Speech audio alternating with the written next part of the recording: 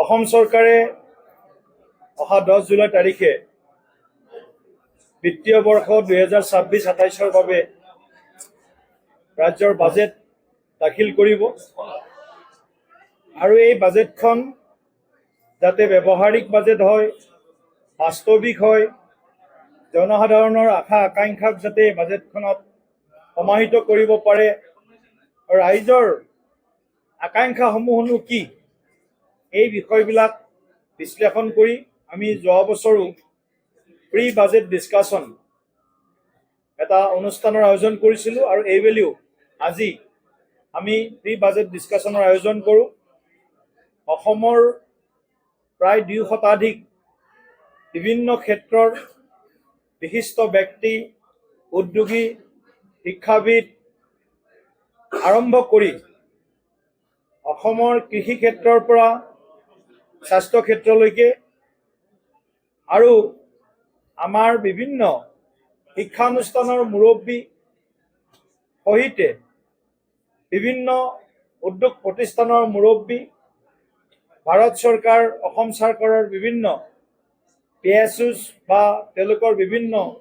যি উপকৰণ আছে এই অনুষ্ঠানসমূহৰ মুৰব্বীসকলৰ উপস্থিতিত প্ৰায় 2 শতাধিক তেনেকুৱা বিশিষ্ট ব্যক্তিৰ উপস্থিতিত আজি আমি প্ৰি বাজেট ডিছকাশ্যন এই বিশেষ অনুষ্ঠানটোৰ আয়োজন কৰিলোঁ আৰু বহু পৰামৰ্শ আমালৈ লিখিত ৰূপতো বিভিন্ন স্তৰৰ ব্যক্তিয়ে প্ৰেৰণ কৰিছে আৰু আজি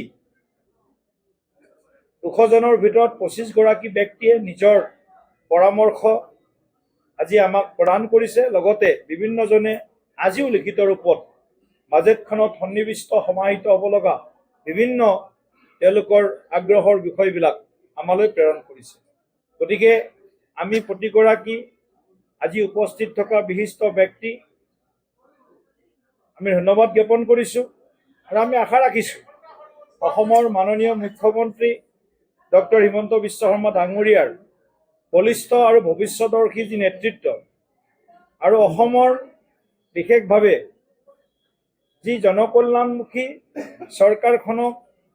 বিভিন্ন ক্ষেত্ৰত শক্তিশালীভাৱে যিদৰে প্ৰতিষ্ঠা কৰিছে এই ক্ষেত্ৰত এই বছৰৰ বাজেটেও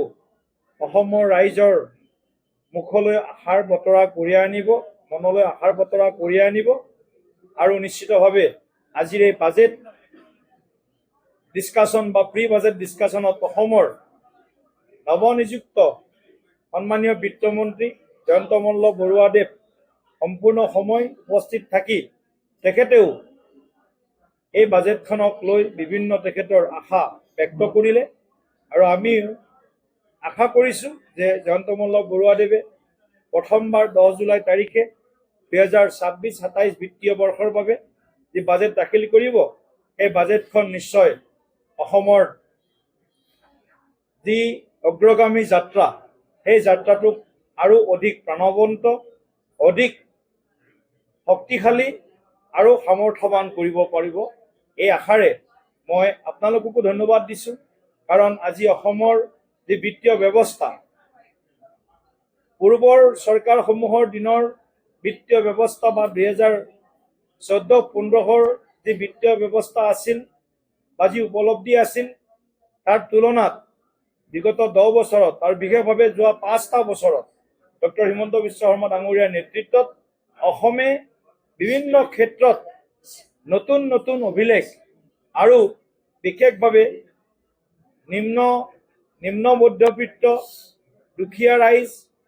সকলো স্তৰৰ ৰাইজৰ কাৰণে যি কৰ্মসূচী যি আঁচনি গ্ৰহণ কৰিছে সেয়া সৰ্বস্পৰ্শী আৰু সৰ্বব্যাপী ৰূপত আমি প্ৰত্যক্ষ কৰিছোঁ আৰু সেইকাৰণে আমাৰ পূৰ্ণ বিশ্বাস ডক্টৰ হিমন্ত বিশ্ব শৰ্মা ডাঙৰীয়া মাননীয় মুখ্যমন্ত্ৰী ডাঙৰীয়াৰ নেতৃত্বত বিত্তমন্ত্ৰী ডাঙৰীয়াই অহা 10 জুলাই তাৰিখে যি বাজেট উপস্থাপন কৰিব আমি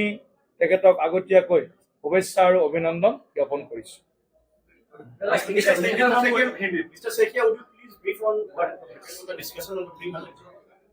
देखिए, असम में डॉक्टर हिमंत बिस्वा शर्मा जी के नेतृत्व में दूसरी बार के लिए सरकार शपथ लिया है और एक पूर्णांग बजट आगामी 10 जुलाई की ओर से मैं वित्त मंत्री जयंत मल्ल बरुआ जी और असम के आदरणीय मुख्यमंत्री जी को एडवांस में कांग्रेचुलेट करना चाहता हूँ और हम विश्वास रखते हैं कि इस बजट एक प्रो पीपुल बजट होगा, प्रैक्टिकल बजट होगा, प्रो पोर बजट होगा, pro SC, pro ST, pro OBC